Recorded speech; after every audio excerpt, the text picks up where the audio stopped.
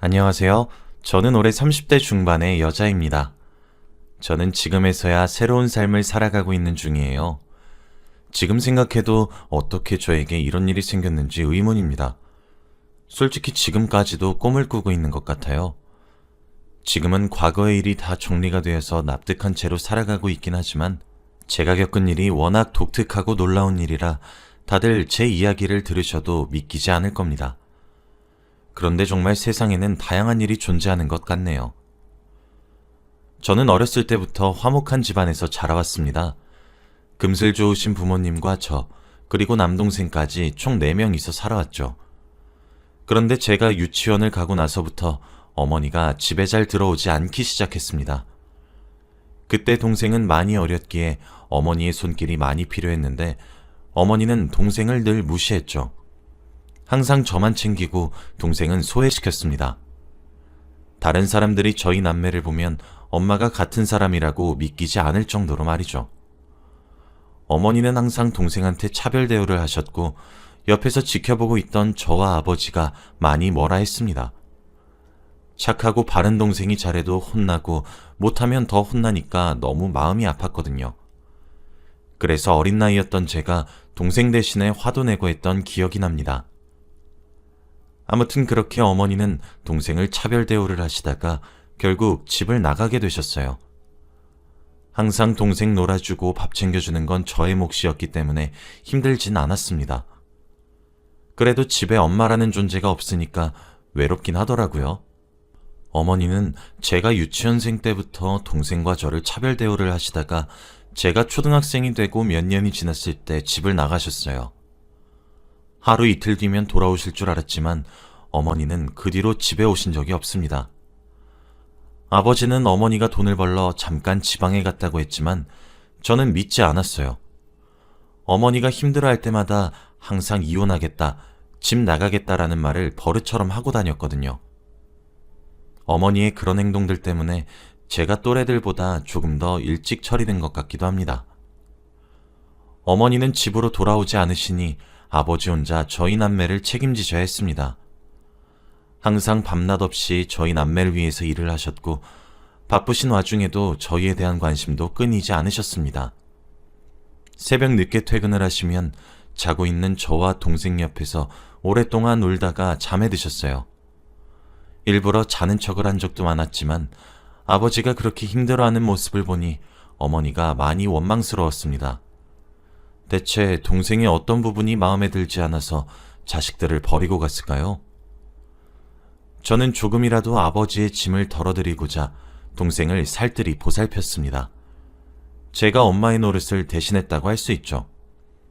그래서 동생도 저를 많이 의지했고 저희 남매는 사이가 아주 좋았습니다. 동생은 저 없이 살 수 없다는 말을 달고 살았어요. 그리고 저희 동네에 저희 집안의 일이 소문이 나고 저희 남매가 어른들에게 사랑을 많이 받았습니다. 일찍 철이 들었다면서 저희 남매를 동네 분들께서 많이 챙겨주셨거든요. 항상 저녁밥도 챙겨주시고 놀러도 데리고 다녀주시면서 다들 부모님처럼 대해주셨습니다. 그런 따뜻한 동네에서 살다 보니까 동생을 더 잘 보살펴줄 수 있었던 것 같아요. 그런데 아버지가 정말로 정이 많은 사람이세요. 어느 정도로 많냐면 주위에서 아버지한테 바보 같다고 말할 정도입니다. 아버지는 주위 사람들의 딱한 사정을 들으면 쉽게 넘기지 못하세요. 깊게 감정이입을 하시고 마치 자기 일처럼 헌신을 다해 도와주십니다.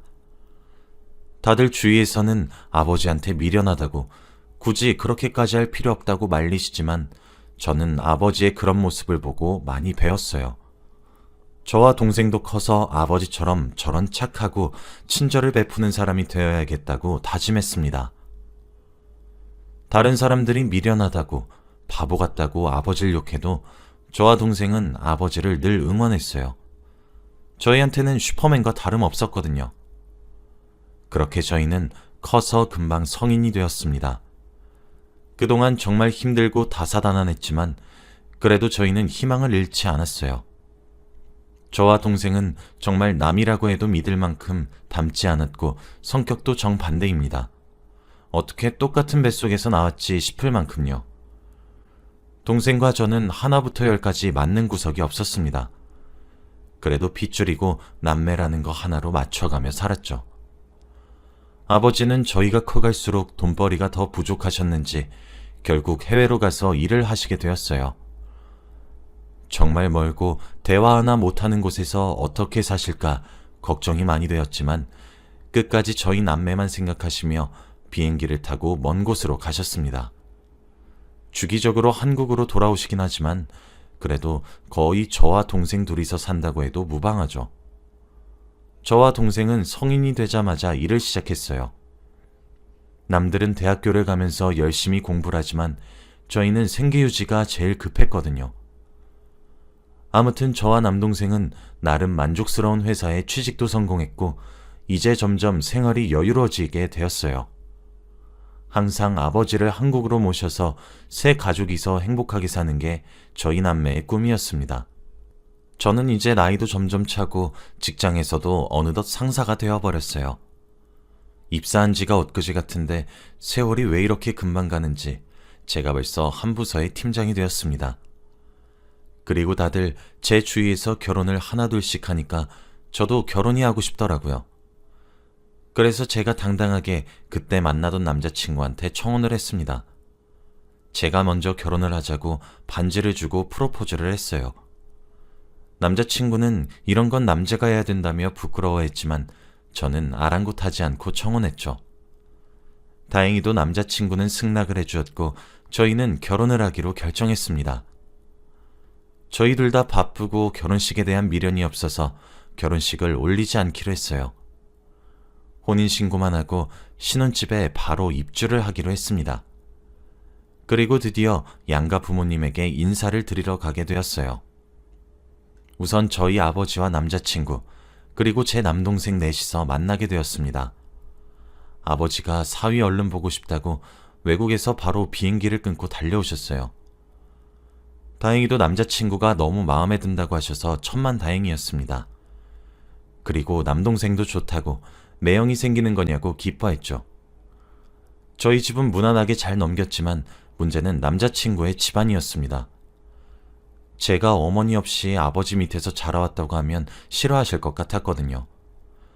그리고 대학도 나오지 않았고 돈을 잘 벌지 못하는 곳에서 일을 하고 있다고 하면 자기 아들 고생시킨다고 반대할 것 같았습니다. 그런데 그건 저만의 착각에 불과했어요. 남자친구의 집안도 저희 집처럼 한부모 가정이었습니다. 어릴 때부터 아버지 밑에서 자라왔대요. 그리고 외동아들이라서 좋은 곳에 장가를 보내고 싶을 줄 알았는데 시아버지는 저를 너무 좋아해 주셨습니다. 얼른 며느리 보고 싶다면서 벌써부터 저를 며느라 하시는데 기분이 너무 좋은 거 있죠? 저희는 양가 가족에게 인사드리는 것도 성공적이었고 이제 본격적으로 결혼 준비를 하기 시작했습니다. 확실히 결혼식을 올리지 않으니까 별로 할 게 없더라고요. 웨딩 사진 찍고 혼수 같은 것만 준비하면 되었습니다. 그리고 결혼 준비를 하면서 알게 된 사실이 하나 있었어요. 바로 시아버지가 지금 만나는 여자분이 있다고 하시는 겁니다. 만난 지는 5년 정도 되었는데 저희가 결혼을 하고 나서 조금 잠잠해질 때 재혼을 하시겠다고 했대요. 그리고 재혼을 하시고 정식적인 가족이 되었을 때 저에게 인사를 드리고 싶다고 말씀하셨답니다. 저는 너무 잘 됐다며 좋아했고 남편도 노년에 아버지 혼자 안 계셔도 돼서 너무 좋다고 말하였죠. 저희는 혼인신고도 하고 신혼집에 입주도 했습니다. 정말로 부부의 모습을 제대로 갖추게 되었죠. 그리고 저희가 한창 신혼일 때 시아버지가 재혼을 하셨어요. 재혼하시는 여성분은 정말 아리따우시고 곱게 생기셨더라고요. 5년 동안 만나셨다는 이야기를 듣고 깜짝 놀랐습니다. 두 분도 결혼식을 올리지 않으셨고 혼인신고만 하셨어요. 집안에 좋은 소식이 배로 들어오니까 너무 좋은 거 있죠. 그리고 얼마 지나지 않아서 정식적으로 소개를 받았습니다.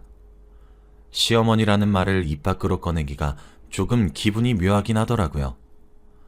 남편도 아직 새어머니와 어색해서 말을 잘 하지 못하는 것처럼 보였습니다. 남편이 낯을 많이 가리거든요. 시어머니의 성격은 정말 활발하시고 말도 재미있게 잘하세요. 그래서 어색한 분위기를 잘 깨주시고 저를 딸처럼 여겨주셨습니다.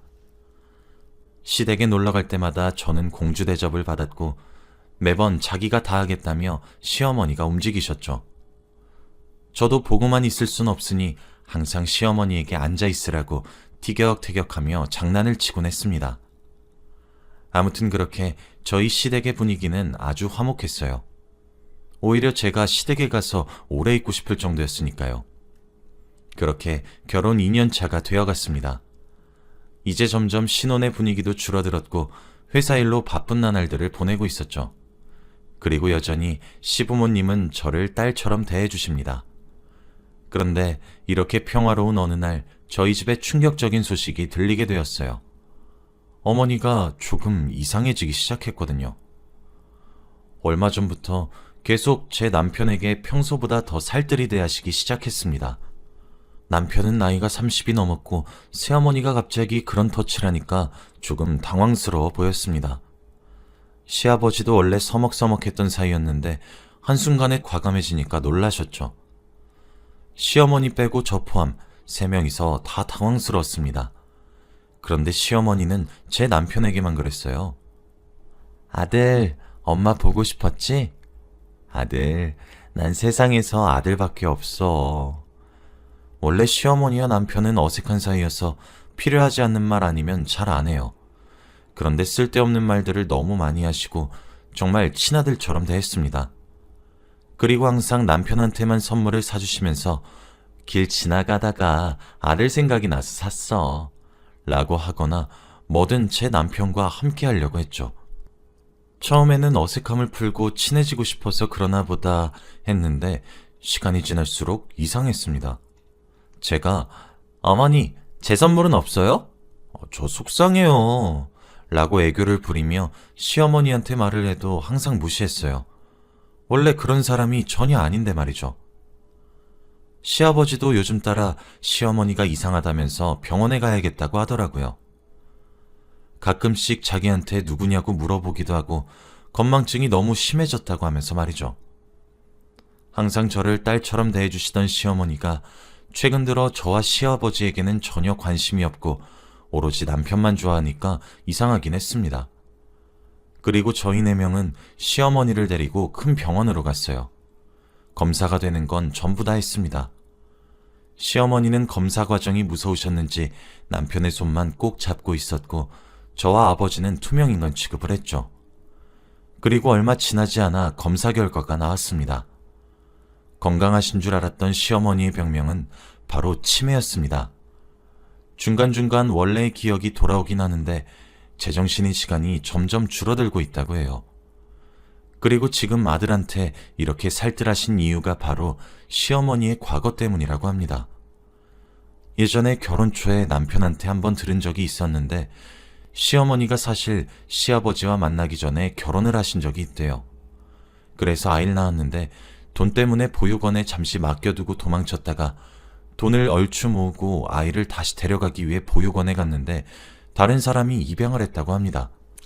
결국 지금까지 자신의 자식 소식도 모르고 아무것도 모른대요. 그래서 그때의 기억이 사무쳐서 제 남편을 자신이 낳은 친아들로 본다고 합니다. 저희 셋은 그 자리에서 숙연해졌고 아무 말도 할 수 없었어요. 그동안 시어머니는 남편한테 아들이라고 부르면서 이거 하자 저거 하자 하는데 가슴이 미어지더라고요. 얼마나 힘드셨으면 아직도 기억을 하실까요? 그리고 의사 선생님께서 저희에게 여기서 더 심해지실 테니 하루라도 빨리 추억을 쌓으라고 했습니다. 저희는 병실에 나왔고 정말 오랜 고민을 했어요. 앞으로는 어떻게 해야 할지 말이죠. 그러다가 결론은 저와 남편이 시어머니의 친아들을 찾아주기로 했습니다. 시어머니는 치매셨지만 보육원 이름과 아이의 이름은 다 기억하고 있었어요. 항상 남편의 이름 말고 자기 아들의 이름을 불렀는데 그게 정말 다 사연이 있는 줄 몰랐습니다. 아무튼 시어머니가 말씀해주신 보육원으로 가게 되었어요. 그런데 그 보육원은 제 고향에 있는 곳이더라고요. 어렸을 때 잠깐 살았던 곳이었습니다. 저희가 어렸을 때 이곳을 떠나 다른 곳으로 이사를 갔지만 저는 조금이나마 기억해요. 그리고 동네에 보육원이 있다는 걸 말로만 들었는데 우연히 그 보육원이 시어머니가 말씀하신 곳이었더라고요. 아무튼 저와 남편은 보육원에 들어가서 원장님을 뵈었습니다. 그리고 원장님은 저를 보자마자 민혁이 누나 아니세요? 라고 하며 제 남동생의 이름을 말하는 겁니다. 저는 너무 놀라서 입을 틀어막고 어떻게 하셨어요? 라고 했죠. 그러면서 원장님은 아이고 왜 몰라요. 여기 얼굴에 점이랑 딱 보니까 민혁이 누난데. 여기서 오래 살았던 사람들은 민혁이 남매 다 알잖여. 라고 했습니다. 제가 이웃들한테 많은 도움을 받았던 동네가 바로 여기였거든요. 그래서 저희 남매를 모르는 동네 주민분들이 없었는데 이렇게 보육원 원장님까지 아시니까 신기하더군요.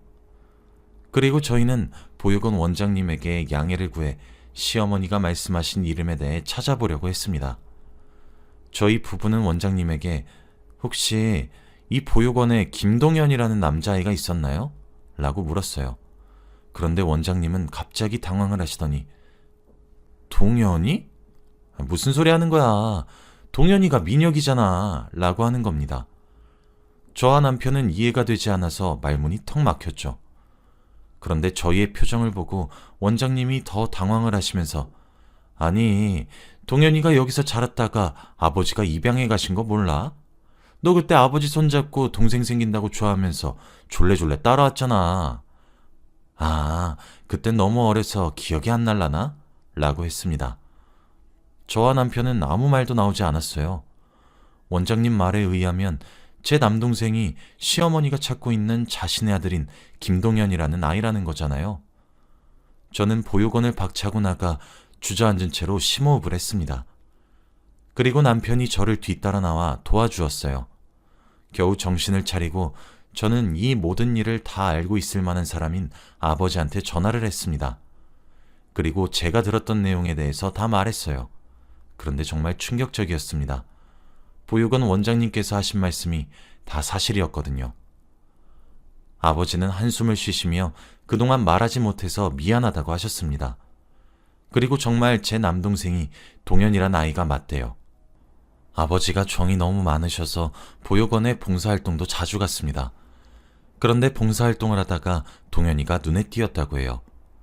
그때는 동생이 신생아만큼의 갓난아기였는데 너무 마르고 애가 울지도 않았다고 합니다. 그래서 마음이 쓰여서 원장님에게 어떻게 온 애냐고 물었더니 애엄마가 새벽에 버리고 갔대요. 근데 애가 너무 순해서 울지도 않는다고, 그래서 더 안타까웠다고 합니다. 결국 아버지는 막무가내로 집에 동현이를 데리고 왔다고 해요.